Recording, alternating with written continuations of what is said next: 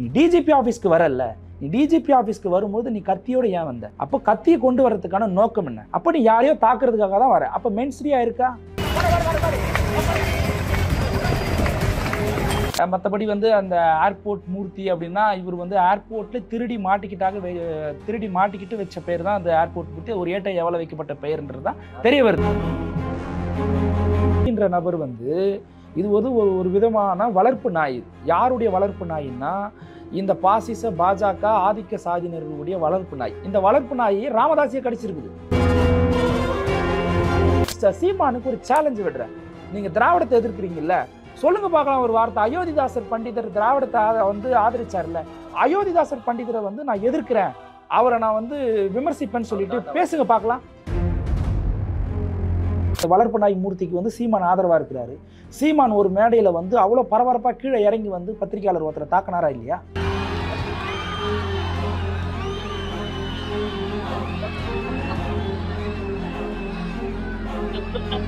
எங்க தலைவர் வந்து நீ பறையனா என் கிட்ட வா, நீ தலித்துன்ற ஒரு உணர்வோட என் கிட்ட வான்னு எங்க தலைவர் சொன்னதே கிடையாது. ஜனநாயக உணர்வோட என்னோட வா அப்படின்னு தான் எங்க தலைவர் சொல்றாரு. இதுதான் இவனுக்கு எரிச்சலை கொடுக்குது. சோழமண்டல மாநாட்டில் ராமதாஸ் உட்காந்துருக்கு அதே மேடையில் பேசுறாரு. அங்க அவமானப்படுத்தப்பட்ட இந்த மூர்த்தி ராமதாஸ் அவர்கள் பேசுறதுக்கு அலோவ் பண்ணாரா? ரத்தன சுருக்கமா பேசிட்டு இங்க வா அப்படின்னா. தமிழில் சொல்லுவார்கள், ஒரு வார்த்தை வெல்லும் ஒரு வார்த்தை கொல்லும் என்று சொல்லுவார்கள். இனிமேல் பேச வருகின்றவர்கள் ரத்தன சுருக்கமான அதுக்கு கீழே என்ன வார்த்தை எனக்கு தெரியல. சீமான் போன்ற ஆட்களுக்கு வந்து அசைன்மெண்ட் என்ன தெரியுமா? மாடுக்கு போய் மாநாடு நடத்து, மரத்துக்கு போய் மாநாடு நடத்து, தண்ணிக்கு போய் மாநாடு நடத்து. இப்படி வந்து இஷ்யூவை டைவர்ட் பண்ணக்கூடிய வேலையை மேலேருந்து அசைன்மெண்ட் கொடுப்பாங்க. அந்த அசைன்மெண்ட்டை இம்ப்ளிமெண்ட் பண்ணுவான். திரள் நிதி வாங்கி உண்டியில காசு சேகரிச்சு இவங்க பசங்களை வந்து தமிழ்ல பேசினாலே ஃபைன் சொல்லக்கூடிய ஒரு அமெரிக்கன் ஸ்கூல்ல கொண்டு போய் படிக்க வைக்கிறாங்க. வேட்பாளர் சூரியமூர்த்தின்ற ஒரு வேட்பாளர் வந்து பாத்தீங்கன்னா அது பேசின காரணத்துக்காக மாற்றப்பட்டார். வேட்பாளரை மாத்துறாங்க. திமுக கட்சி மாத்திச்சு. அந்த பிரஷரை கிரியேட் பண்ணது இங்க இருக்கக்கூடிய கம்யூனிஸ்டுகளும் விசிகாவும்.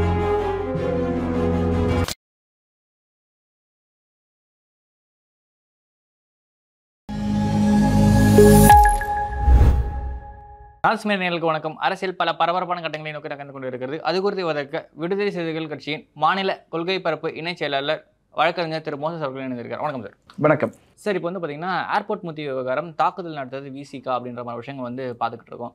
ஆனால் பாதிக்கப்பட்டவரை தூக்கி ஜெயிலில் வச்சிருக்காங்க. ஏர்போர்ட் மூர்த்தி கைது செய்யப்பட்டிருக்காருன்ற மாதிரி விஷயம்லாம் இருந்திருக்கு. அந்த விஷயத்தில் என்ன நடந்திருக்கு? அதாவது முதல்ல ஏர்போர்ட் மூர்த்தி அப்படின்னு சொல்லிட்டு அந்த பேரில் அவர் அப்படி உச்சரிக்கிறதுல எனக்கு உடன்பாடு கிடையாது. உதாரணத்துக்கு இப்போ அவர் என்ன அதானியா, அம்பானியா, இல்லை டாட்டாவா, இல்லை தனியாக ஏதாவது ப்ரைவேட் ஏர்போர்ட் ஏதாவது வச்சுருக்காரு? அப்படி கிடையாது. அவர் பண்ண தவறுக்கு காவல்துறையினரால் வந்து வைக்கப்பட்ட பெயர் தான் அது ஏர்போர்ட் மூர்த்திங்கிறது. இந்த மருதமலை படத்தில் இந்த காமெடி ஒன்று வரும் தெரியுமா? வடிவேல் எல்லாரையும் குற்றவாளிகள்லாம் சுற்றி நிற்க வச்சுட்டு கேட்பார், பண்ணி பண்டாரம் அப்படின்வான், சாரப்பாம்பு மாட்டு ரவின்வானுங்க. அதுபோல் இவருக்காக ஒரு அடமொழியை இவராக உருவாக்கிக்கிட்டு தான். மற்றபடி வந்து அந்த ஏர்போர்ட் மூர்த்தி அப்படின்னா இவர் வந்து ஏர்போர்ட்டில் திருடி மாட்டிக்கிட்டு வச்ச பேர் தான் அந்த ஏர்போர்ட் மூர்த்தி. ஒரு ஏட்டை எவ்வளோ வைக்கப்பட்ட பெயர்ன்றது தான் தெரிய வருது. ஏர்போர்ட்டில் ஆமாம் ஏர்போர்ட் மூர்த்தி அப்படின்னு பேர் வந்திருக்கு. அதனால் வந்து இந்த மாதிரி அடமொழியோடு சுற்றுறவங்க யாருமே வந்து அறிவு பலத்தோடு சுற்ற மாட்டாங்க. அவங்களுக்கு வந்து எப்போவுமே வந்து ஒரு கான்ஃபிடென்ட் கிடையாது. ஏதாவது ஒரு நேம் வந்து அடாப்ட் பண்ணிக்கிட்டு அதை வந்து அது மூலிமா வந்து ஒரு அவங்கள சுற்றி ஒரு பொருளாதாரத்தை உருவாக்கிக்கிட்டு அரசியல் பண்ணிகிட்டு இருப்பாங்க. அது வேறு இஷ்யூ. பிரச்சனை என்னென்னா, இப்போது அன்றைக்கி நடந்த இஷ்யூவில் வந்து அதை ஆல்ரெடி எங்கள் கட்சியில் இருக்கக்கூடிய துணை பொதுச் செயலாளர்கள் அங்கே என்ன நடந்ததுன்றதை மீடியாவுக்கு நரேட் பண்ணிட்டாங்க. அது ராயபுரத்தில் இருக்கக்கூடிய ஒரு லேண்ட் இஷ்யூ. அதில் இவன் வந்து அந்த நிலத்தை ஆட்டையை போடுறதுக்காக வந்து முயற்சி செஞ்சுருக்கிறான். இஸ்லாமியர்களுடைய ப்ராப்பர்ட்டின்னு சொல்கிறாங்க. அதில் வந்து அந்த இடத்துல இவருக்கு எதிராக இருந்தது விடுதலை சிறுத்தைகள் கட்சியுடைய தோழர்கள். அவங்க அந்த இடத்துல பார்க்கும்பொழுது இவன் ப்ரொவோக் ஆகி இவன் தான் போய் சண்டைக்கு இழுக்கிறான். அவங்க வந்து வீண் பொம்புக்கு இழுக்கல, நீ போயிட்டு சண்டைக்கு இழுக்கிற. அப்போ அந்த இடத்துல பிரச்சனை வந்து வாய் தகராறு இஷ்யூவாக மாறுது. அதுக்கு நீ என்ன பண்ணுறன்னா பதிலுக்கு வந்து கத்தியோடு நீ ரிட்டாலியேட் பண்ணுற. இப்போது சில பேர் வந்து ஏர்போர்ட் அந்த திருட்டு பையன் மூர்த்தி பண்ண விஷயத்தை வந்து நியாயப்படுத்தி பேசுகிறாங்க. அடித்தா வந்து திருப்பி அடிக்கத்தானே செய்வாங்க, செல்ஃப் டிஃபென்ஸ்க்கு வந்து கத்தி வச்சுக்கிறதுல என்ன தப்பு இருக்குது, பிஎன்எஸ்ல இங்கெல்லாம் சொல்லியிருக்குதுன்னு சொல்லிட்டு செக்ஷன்ஸ் எடுத்து போட்டு பேசுகிறாங்க. அப்படி கிடையாது. செல்ஃப் டிஃபென்ஸ்னால் என்னென்னா, உன்னை யாராவது அட்டாக் பண்ண வராங்க அப்படின்னா பக்கத்தில் இருக்கக்கூடிய ஏதாவது ஒரு பொருட்களை எடுத்து ரீசனபிள் ஃபோர்ஸோடு நீ ரிட்டாலியேட் பண்ணணும். இப்போ நான் உன்னை அடிக்க வரேன் அப்படின்னா நீங்கள் டக்குன்னு நீ என்கிட்ட இருந்து தற்காப்புக்காக பக்கத்தில் இருக்கிற ஏதோ ஒரு பொருளை எடுத்து நீ ஒரு கட்டையோ வேற ஏதோ எடுத்து கூட நீ அட்டாக் பண்ணியிருக்கலாம். ஆனால் நீ பதிலுக்கு என்ன பண்ணுற, பாக்கெட்லேருந்து கத்தி எடுக்கிற.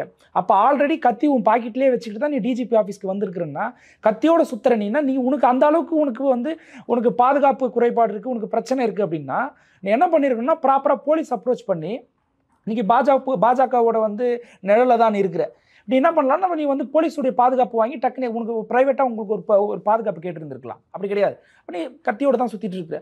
அப்போது அந்த கத்தியை எடுத்து நீ அட்டாக் பண்ணுற. செருப்பால் அடித்து உயிர் போகாது, ஆனால் கத்தியில் நீ அடித்ததுல உயிர் போயிருக்கும். அப்போ அது உயிர் போயிருக்கும். அப்போ அது ரீசனபிள் ஃபோர்ஸ் கிடையாது, அது செல்ஃப் டிஃபென்ஸ்லேயே வராது. நீ பிளான்டாக இன்டென்ஷனலாக அங்கே உனக்கு ஒரு அட்டென்ஷன் சீக்கிங்காக, மீடியா அட்டென்ஷன் வேணுன்றதுக்காக நீ பிளான் பண்ண ட்ராமா அது. இப்போ அதுதான். இப்போ நீ இந்த இடத்துல தாக்கப்பட்டது நீ அரசியல் படுத்துகிற. அதுக்கப்புறமா உனக்கு பின்னால் ஒரு அனுதாப அலைகளை உருவாக்குறதுக்கு ட்ரை பண்ணுற. அவங்க அதான் நான் சொன்னேனே, இந்த மூர்த்தின்ற நபர் இது ஒரு விதமான வளர்ப்பு நாய். இது யாருடைய வளர்ப்பு நாயின்னா, இந்த பாசிச பாஜக ஆதிக்க சாதியினர்களுடைய வளர்ப்பு நாய். இந்த வளர்ப்பு நாயை ராமதாஸையே கடிச்சிருக்குது. கடந்த கால வீடியோங்களில் இப்போ நம்ம சோஷியல் மீடியாவில் இப்போ சர்ஃபேஸ் ஆகுது. எந்த இடத்துலையுமே நாங்கள் டாக்டர் ராமதாஸ் அவர்களோடு கடுமையாக அரசியல் முரண்பாடு எங்கள் கட்சிக்கு உண்டு, எங்கள் தலைவர் பேசியிருக்கிறார். ஆனால் எந்த இடத்துலையுமே ராமதாஸ் அவர்கள் மீது தனி மனித தாக்குதலை நாங்கள் இன்றைக்குமே நடந்தது கிடையாது, எங்கள் கட்சி தோழர்களும் அதை செஞ்சது கிடையாது. ஆனால் இவர் ராமதாஸ் அவர்களுடைய அவருடைய தாயாரை குறிப்பிட்டும், அவருடைய பிறப்பு குறிப்பிட்டும், அவர் பாலுவாத்தியார் என்றவரோட தொடர்பு படுத்தி எவ்வளோ இழிவாக பேசின வீடியோ இன்றைக்கி சோஷியல் மீடியாவில் இந்த வளர்ப்பு நாய் மூர்த்தி பேசின வீடியோ எல்லா இடங்கள்லையுமே நம்மளால் பார்க்க முடியுது. இவனுக்கு இதே ஏர்போர்ட் மூர்த்தி தான் சோழமண்டல மாநாட்டில் ராமதாஸ் உட்காந்துருக்கு அதே மேடையில் என்ன பேசுகிறாரு. அங்கே அவமானப்படுத்தப்பட்டான் இந்த மூர்த்தி. ராமதாஸ் அவர்கள் பேசுறதுக்கு அலோவ் பண்ணாரா? ரத்தன சுருக்கமாக பேசிட்டு இங்கே வா அப்படின்னா போல. இவன் அவங்களை திருப்திப்படுத்துறதுக்காக இவன் சில விஷயங்கள் எங்கள் தலைவரை பற்றி திட்டணும் அப்படின்ற ஒரு அஜெண்டாவோட வரான்.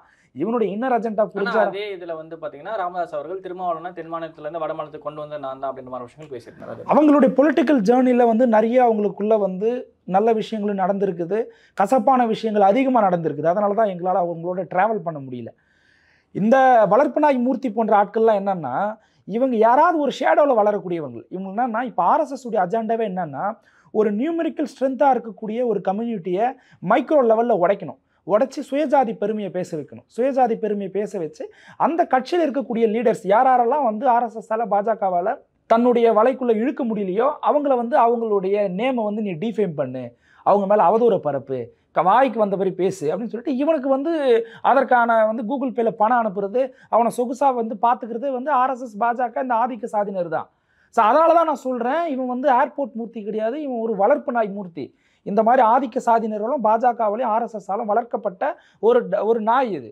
அது பல நேரங்களில் பிற்காலங்களில் அவங்களே கடிச்சிருக்கிறதுன்றது தான் யதார்த்தமான உண்மை. ஸோ அப்போ இந்த மாதிரியான அரசியலை நம்ம தமிழ்நாடு பாலிடிக்ஸில் ஊக்குவிக்கக்கூடாது, இந்த மாதிரி ஆட்களுக்கு சப்போர்ட் பண்ணக்கூடாது. இது எதை நோக்கி போவோம்னா, ஒரு கருத்தை எதிர்கொள்ளுங்க. நீங்கள் ஒரு விஷயம் சொல்கிறீங்க, அதில் எனக்கு உடன்பாடு இல்லைன்னா நான் அதுக்கு பதிலுக்கு கருத்தை தான் சொல்லணும். நீ பொய் அவதூறு எடுத்து பரப்பக்கூடாது, வாய் இருக்கிறதுக்காக இஷ்டத்துக்கு பேசக்கூடாது. இப்படி பேசினா சில இந்த மாதிரியான பிரச்சனைகள்லாம் தவிர்க்க முடியாது, நடக்கத்தான் செய்யும். அங்கே இங்கன்னு எல்லா இடங்களும் நடக்கத்தான் செய்யும். ஸோ அப்போ இந்த பிரச்சனைக்கு மைய புள்ளியாக இருந்தது யாருன்னா, எதிர்த்து பேசினா அடிப்பாங்க அப்படின்ற அப்படி சொல்ல வரலங்க. இப்போது ஒரு லீடர் இருக்காரு, அந்த லீடருக்கு மேலே நான் விமர்சனங்கள் வைக்கிறேன், அது வேற. எனக்கு கருத்து சுதந்திரம் இருக்குதுன்றதுக்காக அந்த லீடரை தனி மனிதர் தாக்குதலில் ஈடுபடுறது தொடர்ந்து நீ அவதூற பரப்பிட்டு இருந்தேன்னா இந்த மாதிரி சச்சரவுகளை அதுதான் தோழர் சண்முகம் அவர்கள் சொன்னார், அங்கங்கே இன்னும் நடக்கத்தான் செய்யும். அப்புறம் இது மிரட்டுறதுக்கான துணி கிடையாது. சமீபத்தில் மதுரையில் கம்யூனிஸ்ட் நடந்த ஒரு போராட்டம் தான் பார்த்தீங்கன்னா, குறுக்க பாஜக காரங்க வரப்போக அது ஒரு கைகலப்பாக மாறிடுச்சு. ஏங்க நீங்கள் இந்த வளர்ப்பு நாய் மூர்த்திக்கு சீமான் ஆதரவாக இருக்கிறாரு. சீமான் ஒரு மேடையில் அவ்வளோ பரபரப்பாக கீழே இறங்கி பத்திரிகையாளர் ஒருத்தரை தாக்கினாரா இல்லையா? அப்போது நீங்கள் அந்த இடத்துல நீ ஒரு மாப் மென்டாலிட்டி உங்களுடைய கட்சிக்காரர் தான் முழுக்க இருக்கிறாங்க. அப்போ அந்த இடத்துல நீங்கள் எப்படி நடந்துக்கிட்டீங்க? இப்போ நீங்கள் எல்லாம் இதுக்கு பாடம் எடுக்கலாமா? இப்போ இவனுக்கு பின்னால் இருக்கிறது யார்? முழுக்க நாம் தமிழர் கட்சியை சேர்ந்த அட்வொகேட்ஸும் பாஜகவுடைய அட்வொகேட்ஸ் தான் இவருக்காக வக்காலத்து வாங்குறாங்க. இப்போ எதெல்லாம் அண்ணாமலை ட்வீட் போடுறாரு, அதுவும் அண்ணாமலை போடுறாரு, தமிழிசை போடுறாங்க. ஏன்னா அவங்களால வளர்க்கப்பட்டவங்க. இவனுக்கு ஃபண்டிங்கு அங்கேருந்து தான் வருது. இவனுக்குன்னு ஏதாவது ஒரு பொருளாதாரம் இருக்கா? இவனுடைய சொத்து மதிப்பு எடுத்து பாருங்கள். இப்போ எந்த அளவுக்கு இவன் ப்ராப்பர்ட்டி அக்குமுலேட் பண்ணியிருக்கிறான்றதை பாருங்கள். எங்கேருந்து வருது பணம் இவங்களுக்கு? யார் ஃபண்டிங் பண்ணுறா? முழுக்க ஆர்எஸ்எஸ் பிஜேபி இங்கே இருக்கக்கூடிய ஆதிக்க சாதியினர் தான் இவங்களுக்கு ஃபண்டிங் பண்ணுறது. அந்த ஃபண்டிங்கில் பேசக்கூடிய நபர்கள் தான் இவங்க. என் தலைவரை பற்றி அவதூறாக பேசி இடிவாக பேசி என்ன வேணால் பார்த்துக்கிறேன் அப்படின்றது. நீ உனக்கு கருத்து சுதந்திரம் இருக்கின்ற ஒரே காரணத்துக்காக மக்களால் தேர்ந்தெடுக்கப்பட்ட ஒரு எம்பி, ஒரு அங்கீகரிக்கப்பட்ட கட்சியுடைய தலைவர் அவர். நீ உனக்கு விடுதலை சிறுத்தைகள் கட்சி வந்து எதிரில் மாற்று கருத்தை இருக்கக்கூடாதுன்னு சொல்கிற இயக்கம் கிடையாது.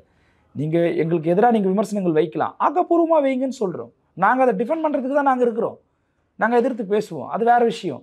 ஆனால் நீ பொய்யான அவதூறுகளை வந்து உனக்கு கிடைக்கிற இடங்கள்லாம், வாய்ப்பு கிடைக்கிற இடத்துலலாம் தலைவரை பற்றி தப்பாக பேசிகிட்டு இருக்கிறேன்னா அப்புறம் உன்னை நான் எதோட நான் கணக்கிடுறது? அப்போ நீ பறையர் அப்படின்ற ஒரே ஒரு விஷயத்துக்குள்ளவே நீ வந்துட்டுன்ற ஒரே ஒரு காரணத்துக்காகவே நீ எல்லா இடங்களையும் இப்போ ஒரு பறையர் சாதியை சேர்ந்த ஒரு தலைவரை அரெஸ்ட் பண்ணுறாங்க தமிழ்நாடு காவல்துறை, இதை நான் பார்த்துக்கிறேன், இது வந்து சாதி வன்மத்தோடு நடக்கக்கூடிய நடவடிக்கைன்ற, நீ தப்பு பண்ண உன் மேலே நடவடிக்கை எடுக்கிறான். ஜாதி ஏன் வருதுன்னு ஒரு கேள்வி இருக்கு. அதை தான் சொல்கிறேன், இவனுக்கு வந்து பண்ணுறது முழுக்க வந்து பறையர் எதிர்ப்பு அரசியல், பறையர் என்ற பேரில். நான் கேட்குறேன், இங்கே இந்த வளர்ப்பு நாய் மூர்த்தியை ஒரு பக்கம் வைங்க. பறையர் சமுதாயம் ஒரு மாதிரி அக்குமுலேட் பண்ணி சொல்லணும்னா தலித் கம்யூனிட்டி வந்து தலித் கம்யூனிட்டிக்கு எதிராக செயல்படக்கூடியவர்கள் யார் யார்?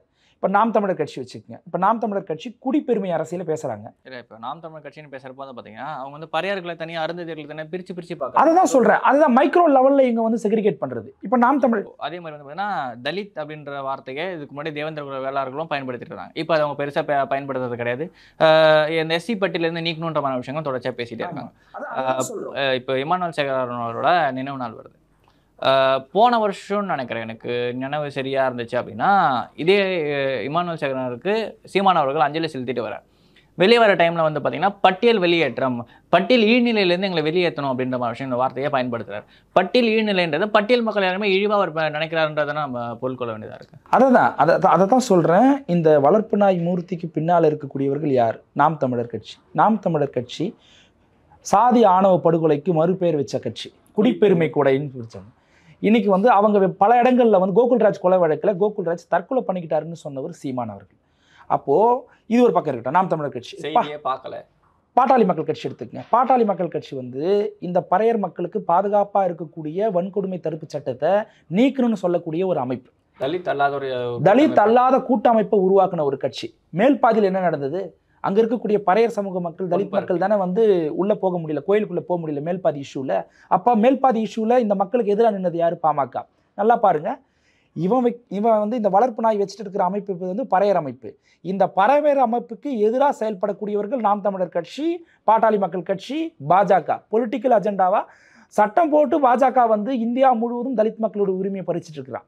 இப்போ இவனுடைய நட்பு வட்டாரத்தை பாருங்களேன், இவங்களோட தான் இவனுடைய நட்பு வட்டாரம். ஏதாவது ஒரே ஒரு தலித் இஷ்யூஸில் இவன் டைரெக்டாக ஃபீல்டுக்கு போய் அந்த மக்களுடைய பிரச்சனையில் நின்று இருக்கிறானா? ஏதாவது ஒரு பிரச்சனையை சொல்லுங்கள். ஒரு இஷ்யூவில் இவன் போய் நின்று இருக்கிறானா? அந்த பிரச்சனையை அடுத்த கட்டத்துக்கு நகர்த்தி இருக்கிறானா? அதிகாரத்தில் இருக்கிறவங்க கிட்ட போயிட்டு அந்த பிரச்சனையை கொண்டு போய் அட்ரஸ் பண்ணியிருக்கிறானா? இல்லை நீதிமன்றத்தில் போய் வழக்கு தொடுத்து இருக்கிறானா? எதுவுமே கிடையாது. இதே மேல்பாதி பிரச்சனை நடந்துகிட்டே இருக்கிறப்ப தான் வந்து பார்த்தீங்கன்னா சோழமண்டல மாநாடும் நடக்குது. அந்த மாநாட்டில் ஏறி நின்று ஏர்போர்ட் முத்தி பேசுகிறேன். ஆனால் இந்த விஷயத்தில் அவர் பேசல. நான் என்ன சொல்கிறேன்னா, நீ வந்து எங்கள் கட்சி வந்து திமுகவோட கூட்டணியில் இருக்குது அப்படின்றதுக்காக திமுகவுடைய விசுவாசியாக இருக்கிறாங்க விசிகான்னு நீங்கள் கேட்குறல்ல. நான் கேட்குறேன், திமுகலேயே இருக்கக்கூடிய இன்னொரு அமைப்பு இருக்குது, கொங்கு மக்கள் கட்சி இருக்குது. கொங்கு ஈஸ்வரன் ஒரு அமைப்பு வச்சிருக்கிறார். வெளிப்படையாக பல இடங்களில் சாதியை வந்து உயர்த்தி பிடிச்சி பேசியிருக்கிறாங்க. அவங்களுக்கு எதிராக நீ பேச பார்க்கலாம். வேட்பாளர் சூரியமூர்த்தின்ற ஒரு வேட்பாளர் வந்து பார்த்தீங்கன்னா அதை பேசின காரணத்துக்காக மாற்றப்பட்டார். வேட்பாளரை மாற்றினாங்க அவங்க. திமுக கட்சி மாற்றிச்சு. அந்த ப்ரெஷரை கிரியேட் பண்ணது இங்கே இருக்கக்கூடிய கம்யூனிஸ்டுகளும் விசிகாவும் திக அமைப்பு சார்ந்தவங்க தான். நம்ம தான் அந்த ப்ரெஷரை கிரியேட் பண்ணும். நான் என்ன கேட்குறேன்னா, விடுதலை சிறுத்தைகள் கட்சி திமுக கூட்டணி இருக்குதுன்னு விமர்சிக்கிறல்ல, விசிகாக்குள்ள திமுக கூட்டணி இருக்கக்கூடிய வேற ஒரு அமைப்பு, அந்த அமைப்பை எதிர்த்து நீ கேள்வி பார்க்கலாம், கேட்க மாட்டேன். அப்போது முழுக்க பறையர் எதிர்ப்பு அரசியலை பேசக்கூடியவர்களோடு நீ நட்பு வட்டாரத்தை வச்சுக்கிட்டு உன் கூகுள் பேயில் அவங்கக்கிட்ட நீ பணம் வாங்கிக்கிட்டு அவங்க போடுற எலும்பு துண்டை சாப்பிட்டுட்டு வளர்கிற ஒரு வளர்ப்பு நாய் நீ என்ன பேசுகிறன்னா, முழுக்க வந்து தலித் லிபரேஷனை பேசக்கூடியவர், தலித் மக்களை மெயின் ஸ்ட்ரீமோடு கொண்டு போயிட்டு வந்து இணைக்கக்கூடிய ஒரு அரசியலை புரட்சியாளர் அம்பேத்கருக்கு அப்புறமா இந்தியாவிலே செய்யக்கூடிய ஒரே தலைவர் எங்களுடைய தலைவர் எழுச்சி தமிழர் தான். புரட்சியாளர் அம்பேத்கர் அதை பண்ணார். அவர் என்ன பண்ணார்? சவுதார் குல போராட்டம்ன்றது, நீர் எடுக்கும் போராட்டம்ன்றது என்ன? அந்த மக்களுக்கு வேற எங்கேயும் தண்ணி கிடைக்கலையா என்ன? ஏன் நாங்கள் போய் எடுப்போன்னு சொல்லி போனார். அதுதான் மர்ஜிங் வித் மெயின் ஸ்ட்ரீம். மெயின் ஸ்ட்ரீமோட கொண்டு போய் இந்த மக்களை மர்ஜ் பண்ணுறது தான் சமூக விடுதலை. அதை தான் இன்னைக்கு தலைவர் செய்கிறாரு. தலைவர் என்ன சொல்கிறாரு? தலைவர் வந்து அதுதான், இந்த மக்களை மெயின் ஸ்ட்ரீமோட கொண்டு போயிட்டு மர்ஜ் பண்ணுற ஒரு போராட்டம் தான் விடுதலை சிறுத்தைகள் கட்சியுடைய இலக்கு. அப்போ அதுக்கான ஒரு போராட்டத்தை ரொம்ப வீரியமாக முன்னெடுக்கக்கூடிய ஒரு தலைவரை நீ ஒருமையில் அவன்ற இவன்ற சிறுமைப்படுத்தி பேசுகிற, உனக்கு காசு எக்ஸ்ட்ரா ஒரு 5 ரூபா கூட்டி போட்டாங்கன்னா நீ இஷ்டத்துக்கு பேசுவியே நீ.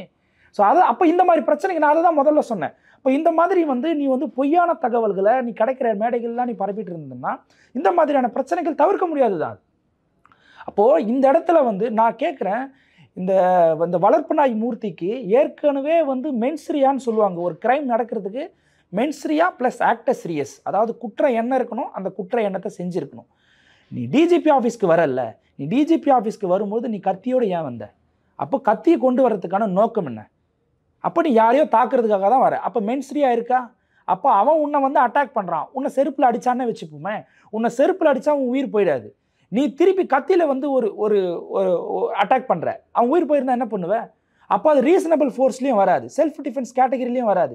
அப்போ அவன் உயிர் போயிருந்தா என்ன பண்ணியிருப்பேன்? அப்போ இந்த இடத்துல தான் நான் அவங்க மேலே சார்ஜ் வைக்கிறோம். அப்போ அவன் இன்டென்ஷனோட வந்திருக்கிறான். அவன் யாரோட வந்தான்?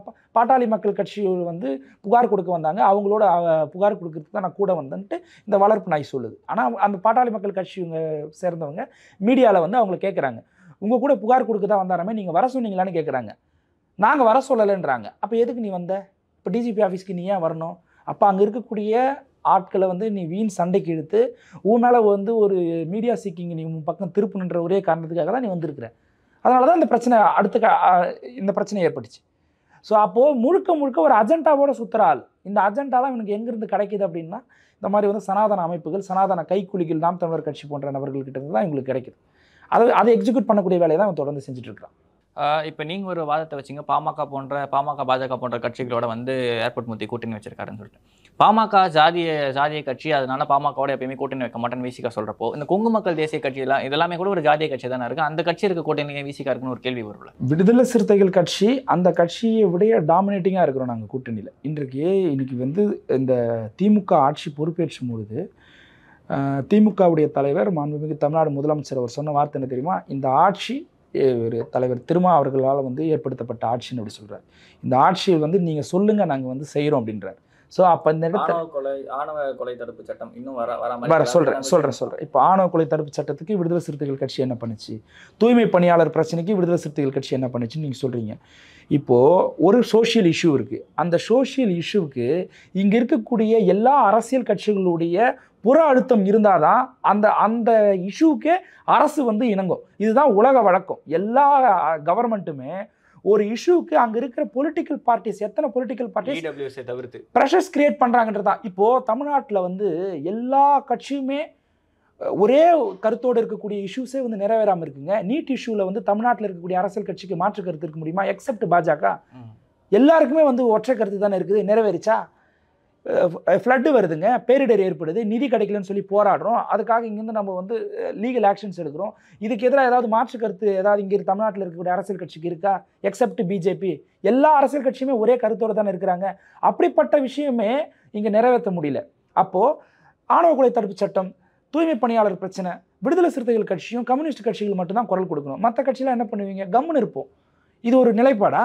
அப்போ இப்படி ஒரு பிரச்சனையை ஆளுங்கட்சி செய்யலன்னு தெரியுது இல்லை? அப்போ இந்த பிரச்சனை நீங்கள் கையில் எடுத்து இதுதான்டா எனக்கு கிடைச்ச வாய்ப்புன்னு சொல்லிட்டு திமுகவுக்கு ஒரு ப்ரெஷரை இங்கே இருக்கக்கூடிய பிரைம் அப்போசிஷன் பார்ட்டிஸ், நான் சொல்கிறது ஏடிஎம்கே, பாட்டாளி மக்கள் கட்சி, இங்கே இருக்கக்கூடிய நாம் தமிழர் கட்சி, விஜய் போன்றவர்கள்லாம் ஒரு ப்ரெஷரை கிரியேட் பண்ணால் அரசு இணங்கி தானே ஆகணும். அப்போ மற்ற பொலிட்டிக்கல் பார்ட்டிஸ் அதை ஏன் ப்ரெஷர் கிரியேட் பண்ண மாட்டேன்றாங்க? அங்கே தான் இருக்குது அதுக்கான விட. அப்போ vote bank politics, they have political gains. ஆமாம். நான் அப்போ நாம் ஆணவ கொலை தடுப்பு சட்டத்துக்கு நம்ம வாய்ஸ் அவுட் பண்ணோம்னா அப்போது நான் தலித்ஸுடைய ஓட்டு நம்மளுக்கு வராமல் போயிட போகுதுன்னு சொல்லிட்டு ரொம்ப சேஃப் ஜோனில் மற்ற பொலிட்டிக்கல் பார்ட்டிஸ் ப்ளே பண்ணுறாங்கல்ல. இதை பேசாமல் இதுக்கு சொல்யூஷனே கிடைக்காது. அப்போது ஒரு சமூக பிரச்சனை இருக்குன்னா விடுதலை சிறுத்தைகள் கட்சி தான் அதுக்கு பொறுப்பே இருக்கணும், விடுதலை சிறுத்தைகள் கட்சி தான் பேசணும், கம்யூனிஸ்டுகள் மட்டும்தான் அதுக்கு பேசணும் அப்படின்னு சொல்கிறதே ஒரு அபத்தம். கொங்கு மக்கள் கட்சி ஒரு மாநாட்டில் எல்லாம் ஒன்றா உட்காந்துருக்காங்க. கொங்கு ஈஸ்வரன் சொல்கிற துணை முதல்வர் பதவி என்ன எல்லாருக்கும் எடுத்து கொடுத்துட முடியுமா அப்படின்ற மாதிரி விஷயங்கள் கேட்குறாரு. அந்த இடத்துல திருமாவும் இருக்கார். அதுக்கு முன்னாடி தான் பார்த்தீங்கன்னா திருமாவுக்கு துணை முதல்வர் போஸ்டிங்கில் ஏன் துணை முதல்வர் ஆகக்கூடாதுன்ற மாதிரியான கேள்விகளை ஆதாவர்ஜனா வன்னியரசு உட்பட பல பேர் வச்சிருந்தாங்க. இந்த மாதிரியான பொலிட்டிக்கல் சார்ந்த விஷயங்கள், சோஷியல் சார்ந்த விஷயங்களும் இன்னும் டிஎம்கே கூட்டணிக்குள்ளுமே அந்த மாதிரி விஷயம் ஆப்போசிட்டான விஷயங்கள்லாம் இருக்குல்லே அப்படின்னு கேட்கு. இப்போது திமுக கூட்டணியில் இருக்கக்கூடிய அந்த கட்சியை சார்ந்த ஒருவருக்கு சீட்டு கொடுக்குறாங்க. அந்த சீட்டு கொடுத்த நபர் கடந்த காலங்களில் ஆணவ கொலைகளை ஆதரித்து பப்ளிக்காக ரொம்ப ஓப்பனாக பேசின வீடியோ வந்து இன்னுமே அந்த கட்சி அந்த அந்த ஒரு ஆமாம் அந்த நிலைப்பாட்டில் இருக்கிறாங்க. அதை வந்து சர்ஃபேஸ் ஆகுது. இதற்கு எதிராக வந்து இங்கே இருக்கக்கூடிய ஜனநாயக அமைப்புகள் எதிர்ப்பு தெரிவிக்கிறாங்க. உடனடியாக வேட்பாளர் மாற்றப்படுறார். இப்போது இந்த சூழல் ஆட்சி நீங்கள் வந்து அதிமுக எதிர்பார்க்க முடியுமா? மற்ற ஸ்டேட்ஸில் நீங்கள் எதிர்பார்க்க முடியுமா? அப்போது இந்த சாதிய பிரச்சனைங்கிறதுன்றது வந்து இங்கே இருக்கக்கூடிய இந்த கேஸ்ட் இஷ்யூக்கு யார் காரணம்னா திமுக காரணம் அப்படின்னு இந்த பிரச்சனையை சுருக்கக்கூடாது, இந்த பிரச்சனையை லிமிட் பண்ணக்கூடாது. திமுகவுடைய கொள்கை வந்து சாதியை வளர்க்கணுன்ற கொள்கையா, அதை ஊக்குவிக்கணுன்ற கொள்கையா? திராவிட கான்செப்ட்ன்றது என்னது? இங்கே இருக்கக்கூடிய கேஸ்ட் சிஸ்டத்தை பிரேக் பண்ணுன்றது தானே திராவிட கான்செப்ட். ஆரியத்துக்கு எதிரான கான்செப்ட் தானே. நிறைய பேர் என்ன புரிஞ்சுக்கிறாங்கன்னா திராவிடம்ன்றது வந்து திமுகவோட கனெக்டான ஒரு ஐடியாலஜின்னு நினச்சிக்கிறாங்க. அப்படி கிடையாது. திராவிடம் என்ற அந்த ஐடியாலஜி விசிகாவோடையும் கனெக்ட் ஆனது, கம்யூனிஸ்டுகளோடையும் கனெக்ட் ஆனது. அப்போ திராவிடம்ன்றது என்னன்னா எல்லாருக்கும் எல்லாம். அது அந்த ஐடியாலஜியை வந்து பேஸாக வச்சு உருவான ஒரு அமைப்பு டிஎம்கே. அந்த டிஎம்கே திராவிட வந்து ஐடியாலஜியில் ரொம்ப ஸ்ட்ராங்காக வந்து ஃபங்க்ஷன் ஆகுறாங்களா இல்லையா அப்படின்றத டிபேட்ன்றது தனி. அதில் உங்களுக்கு மாறுபட்ட கருத்து இருந்ததுன்னா நீங்கள் ஏன் திராவிடத்தை சரியாக செயல்படுத்த மாட்டேன்றீங்கன்னு நீ திமுக எதிர்த்து கேள்வி கேளுங்க. அது திமுகவில் இருக்கக்கூடிய ஸ்போக்ஸ் பர்சன் பதில் சொல்லுவாங்க. ஆனால் திராவிடத்தினுடைய ஆரிஜின் எங்கேருந்து தொடங்குதுன்னா அயோத்திதாசர் பண்டிதர்லேருந்து தொடங்குது. ஆமாம். அப்போது நீங்கள் நாம் தமிழர், நான் சீமானுக்கு ஒரு சேலஞ்சு விடுறேன். நீங்கள் திராவிடத்தை எதிர்க்கிறீங்கல்ல, சொல்லுங்க பார்க்கலாம் ஒரு வார்த்தை. அயோத்திதாசர் பண்டிதர் திராவிடத்தை வந்து ஆதரிச்சார்ல, அயோத்திதாசர் பண்டிதரை நான் எதிர்க்கிறேன். ஆமாம், அயோத்திதாசர் பண்டிதரை வந்து நான் எதிர்க்கிறேன், அவரை நான் வந்து விமர்சிப்பேன்னு சொல்லிட்டு பேசுங்க பார்க்கலாம். ஏங்க இந்த வளர்ப்பு நாய் மூர்த்தி இருக்குது. புரட்சியாளர் அம்பேத்கரை நான் தலைவனாவே ஏற்றுக்க மாட்டேன்னு சொன்னவர் சீமான். நான் புரட்சியாளர் அம்பேத்கரை வந்து நான் வழிகாட்டியாக தான் ஏற்றுப்பேன், நான் தலைவனாக ஏற்றுக்க மாட்டேன். இங்கே இருக்கிற ரெட்டைமலை சீனிவாசன் அயோத்திதாசர் பண்டிதரை நான் தலைவராக ஏற்றுப்பேன். அயோத்திதாசர் பண்டிதர் தான் திராவிடம் என்ற ஒரு கான்செப்டை வந்து ப்ரொனவுன்ஸ் பண்ணவர், அவர் தான் வந்து காயின் பண்ணவர். அப்போது நீ உங்ககிட்ட பேச இல்லையே. அப்போ இவர்கள்லாம் யார் அப்படின்னா ஆர்எஸ்எஸ் பாஜக பல விதங்களில் வந்து ஒரு மாநிலத்தை கைப்பற்றுவதற்கு வேலை பார்ப்பாங்க. என்ன வேலை பார்ப்பாங்கன்னா அங்கே இருக்கக்கூடிய கோர் ஐடியாலஜி எது, அந்த ஐடியாலஜியை நீர்த்து போகக்கூடிய வேலையை அதோடைய சிமிலராக இருக்கக்கூடிய வேற ஒரு ஐடியாலஜி அடாப்ட் பண்ணுவாங்க. சீமான் போன்ற ஆட்கள் தமிழ் தேசியத்தை பேசவின்னு சொல்லுவாங்க. இப்போ சாதியை தவிர்த்தது தான் தமிழ் தேசியம், சாதியை உள்ளடக்கியது தமிழ் தேசியமே கிடையாது. சீமான் பேசக்கூடியது வந்து சாதியை உள்ளடக்கிய தமிழ் தேசியம், அது தமிழ் தேசியமே கிடையாது. தமிழ் தேசியத்துக்கு அப்படி ஒரு நேச்சரே கிடையாது, அப்படி ஒரு கேரக்டரே கிடையாது. தமிழ் தேசியம்னு வந்துட்டாலே இந்திய ஒருமைப்பாட்டின் கீழ் அவர் வரமாட்டார்ல. இவங்க இந்திய தேசியத்தை எதிர்க்கணுங்க. தமிழ் தேசியம்ன்றது தமிழ் தேசியத்துடைய நேரடி எதிரி யாருன்னா தெலுங்கு தேசியமோ கன்னட தேசியமோ மலையாள தேசியமோலாம் கிடையாது. தமிழ் தேசியத்துடைய நேரடி எதிரி யாருன்னா இந்தி தேசியம். அவன் தான் வந்து மேலே இருக்கிறான், அவன் தான் நம்மளுக்கு கமாண்டிங் ஃபோர்ஸாக இருக்கிறான். நம்மளுக்கு த்ரெட்டே அவனால தான். இங்கே இருக்கக்கூடிய இந்திய ஆதிக்கத்தால் தான் நம்மளுக்கு த்ரெட் இருக்கிறதே வந்து இந்திய ஆதிக்கத்தால் தான், அவனுடைய ஏகாதிபத்தியத்தால் தான் நம்மளுக்கு த்ரெட் இருக்குது. அவன் தான் நம்மளுக்கு நேரு. ஆனால் சீமான் வந்து அப்படி எங்கேயுமே பேச மாட்டார். இங்கே பக்கத்தில் இருக்கிற வந்து தெலுங்கு மக்களை வந்து பிரச்சனை ஒரு விஷயம் லாஜிக்கே இல்லாமல் இருக்கு. பார்த்தீங்கன்னா அவரோட மனைவி வந்து பார்த்தீங்கன்னா தெலுங்கு வழி வந்தவர், தாய்மொழின்னு தான் சொல்கிறோம். சீமானோட மனைவி தெலுங்கு, அவங்களோட மனைவியோட அம்மா தெலுங்கு, தாய்மொழினா அவங்க அப்பா காளிமுத்தை நம்ம கணக்கில் எடுத்துக்க முடியும். அப்போ சீமானோட மகன்றதை நம்ம என்ன எடுத்துக்கிறது? அப்போ அவரோட தமிழ் தேசியம்ன்ற கான்செப்ட் ஒரு பையன்கிட்டே தோத்து போத்துரு. நாம் தமிழர் கட்சி நடத்துகிறாரு. இவருடைய பசங்க வந்து அமெரிக்கன் ஸ்கூலில் படிக்கிறாங்க. அங்கே வந்து அந்த ஸ்கூலில் தமிழில் பேசினா ஃபைனு. இவர் கட்சி நடத்துறது நாம் தமிழர் கட்சி.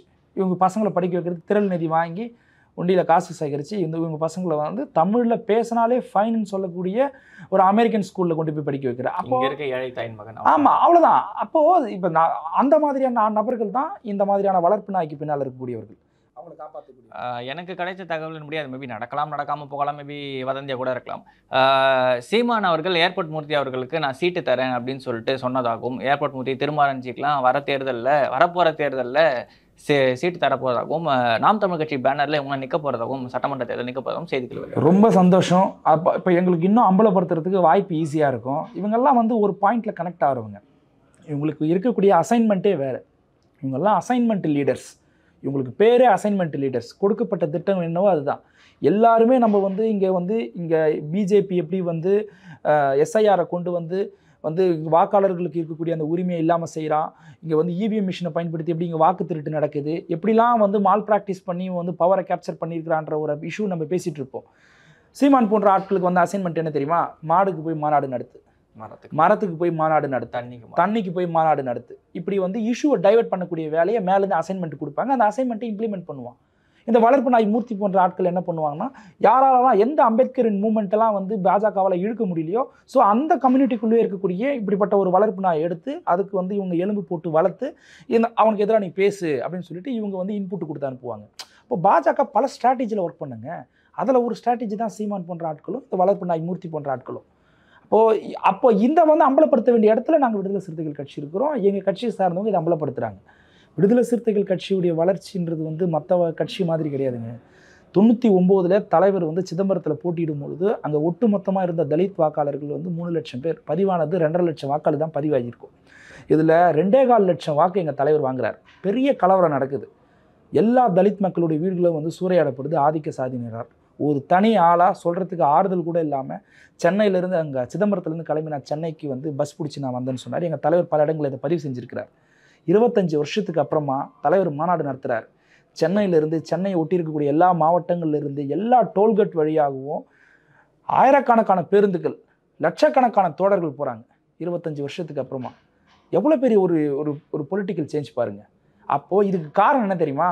தலைவருடைய அந்த பொலிட்டிக்கல் ஸ்ட்ராட்டஜி. எல்லா கட்சியும் தன்னை மறுகட்டமைப்பு பண்ணிக்கினதே கிடையாது. விடுதலை சிறுத்தைகள் கட்சி வேளச்சேரி தீர்மானம்னு ஒன்று கொண்டு வந்து மறுகட்டமைப்பு பண்ணாங்க. கட்சியுடைய டாப் டு பாட்டம் கலைச்சாருங்க. எங்க சிறுக சிறுக சேர்த்த ஒரு கூடுங்க அது. அதை டாப் டு பாட்டம் கலைச்சிட்டு மறுகட்டமைப்பு பண்ணுறது எவ்வளோ பெரிய துணிச்சல் வேணும். எல்லாரும் அரசியலில் சொல்லுவாங்க. ஆமாம், பொறுப்பு கொடுக்கப்பட்டுச்சு. ரிசர்வேஷனை கொண்டு வந்து எல்லாருக்கும் வந்து நான் தலித்ஸ்க்கு நாங்கள் பொறுப்பு கொடுத்தோம். அப்போது எல்லாம் பொலிட்டிக்கலில் பாலிடிக்ஸ்னால என்ன சொல்லுங்க, சாணக்கியன் போல முடிவெடுக்கணும்னுவாங்க. அப்படி கிடையாது. அதெல்லாம் அந்த காலம். சாணக்கியரே வந்து சாணக்கியுடைய அடிப்படை தேரி என்ன தெரியுமா? நீ எந்த வழிமுறையானா பின்பற்று, இலக்கை அடைன்றது தான். அது ஒரு தவறான வழிகாட்டுதல். ஆனால் இவங்க என்ன சொல்லுவாங்க, அரசியலில் சாணக்கியன் போல சிந்திக்கணும்னுவாங்க. அப்படி கிடையாது. இப்போது வரக்கூடிய காலகட்டங்கள் என்ன பேசுவாங்கன்னா, தலைவர் திருமா போல பொலிட்டிக்கல் ஸ்ட்ராட்டஜி போடணும்னுவாங்க. தலைவர் திருமா தான் வந்து இன்னைக்கு இருக்கக்கூடிய நிகழ்கால பொலிட்டிக்கல் சாணக்கியனே. அந்த நேமில் எங்களுக்கு உடன்பாடு கிடையாது. நான் புரிதலுக்காக அதை சொல்கிறேன் நான். அப்போ அவருடைய பொலிட்டிக்கல் ஸ்ட்ராட்டஜி என்ன தெரியுமா? கட்சியை மறுகட்டமைப்பு பண்ணது. விடுதலை சிறுத்தைகள் கட்சி இப்போ இங்கே இருக்க இந்தியா முழுவதும் இருக்கக்கூடிய கட்டமைப்பு என்ன, ஊரும் சேரியும் பிரிஞ்சு இருக்கும். அப்போ ஊர் பகுதியில் வந்து கொடியேற்றுறது தான் என்னுடைய போராட்டமே. அப்போ அவனுக்கு நாங்கள் புரிய வச்சோம். இன்றைக்கி பல இடங்கள்ல இஷ்யூஸ் இருக்குது, இல்லைன்னு சொல்லலை. அப்போது தலைவர் திருமா அவர்கள் மேற்கொண்ட அந்த முயற்சி இருக்குல்ல, அந்த முயற்சியில் வந்து ஒரு 1/4 பங்கு முயற்சி கூட இவனுங்க நினச்சது கூட கிடையாது. இவனுங்க முயற்சி பண்ணதெல்லாம் 2வது விஷயம். இந்த வளர்ப்பு நாய் மூர்த்தி போன்ற ஆட்கள்லாம் இதை நினச்சது கூட கிடையாது. அவனுக்கு இப்படி ஒரு தாட் ப்ராசஸே வராது. ஏன்னா லீடராக இருந்தால் தான் அப்படி தான் சிந்திக்க முடியும். தலைவனாக இருந்தால் மட்டும் தான் அப்படி சிந்திக்க முடியும். எங்கள் தலைவர் வந்து நீ பறையனா என் கிட்டவா, நீ தலித்துன்ற ஒரு உணர்வோடு என்கிட்ட வான்னு எங்கள் தலைவர் சொன்னதே கிடையாது. ஜனநாயக உணர்வோடு என்னோட வா அப்படின்னு தான் எங்கள் தலைவர் சொல்கிறாரு. இதுதான் இவனுக்கு எரிச்சலை கொடுக்குது. நீ என்ன பறையர்ன்ற உணர்வை டைல்யூட் பண்ணுற, சுயஜாதி பெருமையை நீ ஏன் டைல்யூட் பண்ணுற? அந்த பெருமையை பேசி தானே நீ அரசியல் பண்ணணும். அதை டைல்யூட் பண்ணிட்டேன்னா இவனுங்களாமால வந்து லெட்டர் பேட் நடத்துகிற கட்சிக்கு வேலை இல்லாத போயிடும். அப்போ அந்த சுயஜாதி பெருமையை உயிரோடமாக வச்சுட்டு இருக்கணும்னா என்ன பண்ணால், பறையர் நம்ம ஆண்ட பெருமை சாதி 2 விஷயத்தில் வந்து ஃபங்க்ஷன் ஆகுங்க. ஒன்று வந்து பெரும்பான்மை வாதத்தில் வந்து ஃபங்க்ஷன் ஆகும், இன்னொன்று சுயஜாதி பெருமையை பேசும்.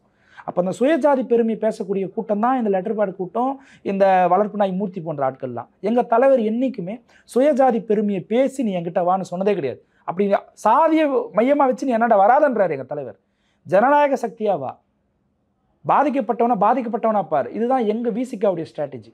அப்போ இதெல்லாம் அடிப்படையிலேயே வேறுபாடு கொண்டவனுங்க இவனுங்க. அப்போ இவனுக்கு இப்படி தான் செயல்படுவானுங்க. தலை நிமிர சேரி திருவள்ளும் தலைக்கீழாய் நாடு போலும். அந்த வார்த்தை அவர் தொடர்ச்சியாக பயன்படுத்தி பொதுவான விஷயங்களை பல விஷயங்களை திருமாவளவர்கள் பேசிட்டாரு. ஒரு சில மாநாடுகள் முடிக்கிறப்ப இந்த மாதிரி வார்த்தைகளை பயன்படுத்துறது இன்னும் அவர் வந்து ஒரு பர்டிகுலர் சமூகத்துக்கான விஷயங்கள்லாம் பேசுறாருன்ற. இல்லை அது என்னன்னா, அதோடைய கண்டென்ட் கோர் பாயிண்ட் என்னன்னா, நீ ஒரு கம்யூனிட்டியை வந்து அப்ரஸ் பண்ணுற கூட்டம் யாருன்னா ஓவரால் நான் தலித்ஸ் கிடையாது. ஒட்டுமொத்த நான் தலித்தும் சேர்ந்து தலித் மக்களை ஒடுக்குறாங்க அப்படின்ற ஒரு கட்டமைப்பை அது வந்து ஒரு பிம்பம் தான். அப்படி ஒன்று கிடையவே கிடையாது. இப்போ ஊர் சேரின்னு பிரிஞ்சு இருக்கிறாங்கன்னா ஊர் தெருவில் இருக்கக்கூடிய ஒரு 10 பேர் தான் வந்து அந்த சாதி உணர்வை வந்து மற்றவங்களுக்கு போயிட்டு பற்ற வைக்கிறான். அவன் தான் வந்து அங்கே வந்து மோடஸ் ஆப்பரண்டி அவன் தான் இஷ்யூஸ் கிரியேட் பண்ணுறான். அப்போ அவன் வந்து என்ன பண்ணுறான், ஒரு 10 பேர் இங்கே 100 பேர் வசிக்கக்கூடிய ஒரு இடத்துக்கு உள்ளே வந்து ஒரு கலவரத்தை ஏற்படுத்திட்டு வீட்டெல்லாம் சூறையாடிட்டு பெரிய கலவரத்தை ஏற்படுத்திட்டு அவனால் தைரியமாக வெளியே போக முடியுதுன்னா, ஆமாம் அப்படி போக முடியுதுன்னா, அப்போ இவன் 100 பேர் இருக்கிறான், அவன் 10 பேர் வந்து இவ்வளோ பெரிய பிரச்சனை ஏற்படுத்திட்டு போகிறான். 10 பேர் அவ்வளோ சேஃபாக தைரியமாக வந்து உள்ளே நீங்கள் போவீங்களா? 10 பேர் கூப்பிட்டுட்டு 100 பேர் இருக்கிற இடத்துக்கு நம்ம போவோமா? பயம் வரும். ஆனால் அவன் வரான். அப்போ அந்த சாதி பெருமை உளவியல். அப்போ இந்த மக்கள் மத்தியில் வந்து உளவியலாகவே ஒரு தாழ்வு மனப்பான்மை இருக்குது. இப்போ நம்ம அவனை வந்து எதிர்த்துட்டோம்னா நம்ம வந்து எல்லா அரசு முகமைகளையும் ஊர் தெரு பகுதியில் தான் இருக்கும். ரேஷன் கடைக்கு அங்கே தான் போகணும், இபி ஆஃபீஸ்க்கு அங்கே தான் போகணும், ஸ்கூல்ஸ்க்கு அங்கே தான் போகணும், தண்ணி டேங்க் அங்கே தான் போகணும், விஓ ஆஃபீஸ்க்கு அங்கே தான் போகணும். அப்போது எல்லா அரசு முகமைகளையும் நீ ஊர் தெருவில் வச்சுட்டு இருக்கிற. அப்போ அவன் ஒரு 10 பேர் வந்து இங்கே அட்டாக் பண்ணிட்டு போயிட்டான். நாளைக்கு நம்ம இவனை நம்ம ரிட்டாலியேட் பண்ணிட்டோம்னா நாளைக்கு நம்ம அங்கே போனோம்னா நம்மளுக்கு பிள்ளைங்களுக்கு பாதுகாப்பு இருப்பாதுன்றதுனால அப்போ வந்து ஒரு உளவியலாக அவங்களுக்கு ஒரு பயம் இருந்துச்சு. அந்த பயத்தை வந்து ரிமூவ் பண்ணுறதுக்கு தான் தலைவர் வந்து இந்த மாதிரியான புரட்சிகரமான ஸ்லோகன்ஸ்லாம் சொன்னார், பேசினார், அதை நடைமுறைப்படுத்தினார். இது வந்து ஒரு கம்யூனிட்டி ஆர்கனைஸ் பண்ணுறதுக்கானது கிடையாது, ரிட்டாலியேஷன் பாலிடிக்ஸ். நீ திருப்பி அடிடான்னு சொல்கிற அந்த தைரியத்தை கொடுக்குற அரசியல். அது யாருன்னா சும்மா இருக்கிறவனை போய் தேடி போய் அடின்னு சொல்ல. அடங்க மறு, அத்துமீறு, திமிரி எழு, திருப்பி அடி. அடங்க மறு அப்படின்றதே வந்து உன்னை அடக்க நினைக்கிறானா அவனுக்கு அடங்க மறு. இந்த அடங்க மறுன்ற விஷயம் தான் அம்பேத்கர் சொன்னதுனா life should be rather great அப்படின்ற மாதிரி விஷயம். அடங்க மறு, திமிரி எழு. அப்போ யார் உன்னை வந்து அப்ரெஸ் பண்ண நினைக்கிறானோ அவனுக்கு எதிராக திமிரி எழு, திருப்பி அடி, தேடி போய் அடின்னு எங்கள் தலைவர் சொல்லலை. இருக்கிற சும்மா இருக்கிற வீட்டில் நீ போய்ட்டு தேடி போயிட்டு அடிச்சுட்டு வான்னு சொல்லலை. உன்னை அடிக்கிறவனை நீ ரிட்டாலியேட் பண்ணு. அப்போ அந்த பாலிடிக்ஸ் ஆஃப் ரிட்டாலியேஷன் அப்படின்றதையே வந்து தலைவர் திருமாவுடைய எழுச்சிக்கு அப்புறம் தான் இந்த தலித் மக்கள் மத்தியில் உளவியலாகவே வந்து அது ஒரு மேலோங்கி நின்றுது. இப்போ அந்த அரசியல் பார்வையிலிருந்து பேசினது அது வந்து நம்ம ஒரு கம்யூனிட்டியை பர்டிகுலர் கம்யூனிட்டிக்காக அவர் பேசுகிறார் அப்படின்னு கிடையாது. விக்டிம்ஸ் வாய்ஸ், அது பாதிக்கப்பட்ட மக்களுடைய குரல், அதுதான் தலைவர் பேசினார். அதுவும் இந்த ஏர்போர்ட் மூர்த்தி போன்ற நபர்களுக்கான அந்த வளர்ப்பு நாய் பேசுகிறதும் ஒன்றும் கிடையாது. அவன் வேற, இவன் பேசுகிறது முழுக்க ஒரு லேப் டாகுங்க. இது யாரு எலும்பு துட்டு போடுறாங்களோ அதை கவிக்கிட்டு அதுக்கான அரசியல் பண்ணிட்டு போகுது. இதுக்கு எங்களுக்கு இவனுடைய எதிரியே கிடையாது. இவங்களுக்கு பிரச்சனை என்ன தெரியுமா? தலைவர் திருமா டைரெக்டாக யார் வந்து எதிர்க்கிறாருன்றா ஆர்எஸ்எஸ் பாஜகவுடைய கோட்பாடு எதிர்க்கிறார், டெல்லி ஆதிக்கத்தை எதிர்க்கிறார். இதுதான் இஷ்யூவே இவனுக்கு. நீ லோக்கலுக்குள்ளே பேசு, இங்கே இருக்கிற கம்யூனிட்டி இஷ்யூஸ்க்குள்ளேயே பேசு, உன் சுயஜாதி பெருமையை பேசு. இதுதான் இவங்களுடைய பிரச்சனையை. அங்கே பேசுறதுனால இவங்களுக்கு வந்து அது எரிச்சலை கொடுக்குது. அதுதான் விடுதலை சிறுத்தைகளுடைய வளர்ச்சி தான் இவங்களுக்கு வைத்தறிச்சல், வேற ஒன்றும் கிடையாது.